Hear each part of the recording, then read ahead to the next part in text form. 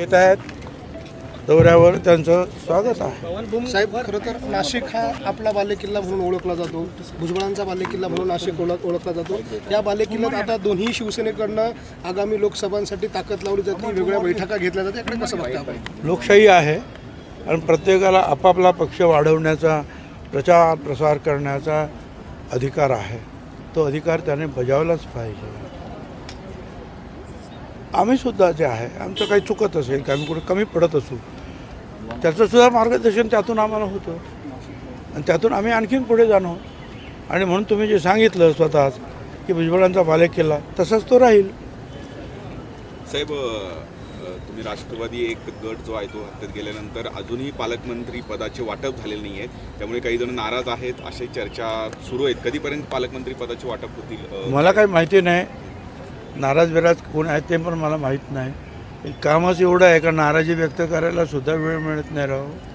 आता जे पालकमंत्री जे आहे ते ठरवायचं का मुख्यमंत्री उपमुख्यमंत्री दोघे आहेत ते करतील। साहेब, आपल्यावर जबाबदारी आलेली आहे, कशा पद्धतीची रणनीती? नाशिक आणि मुंबई शहर आणि मुंबई उपनगर ते दोन जिल्हे आहेत खरं म्हणजे।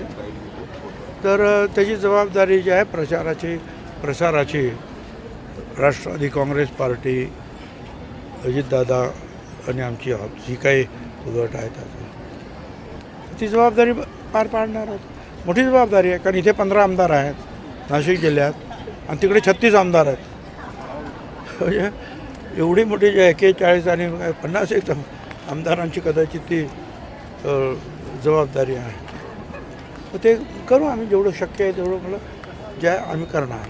ती जबाबदारी आता घ्यावीच लागणार। काँग्रेसचे नेते विजय वडेट्टीवार म्हणत आहेत की 15 दिवसात मुख्यमंत्री बदलतील। आतापर्यंत बाकी लोक म्हणत होते, आता विजय वडेट्टीवारांचं हे वक्तव्य कसं बघतात?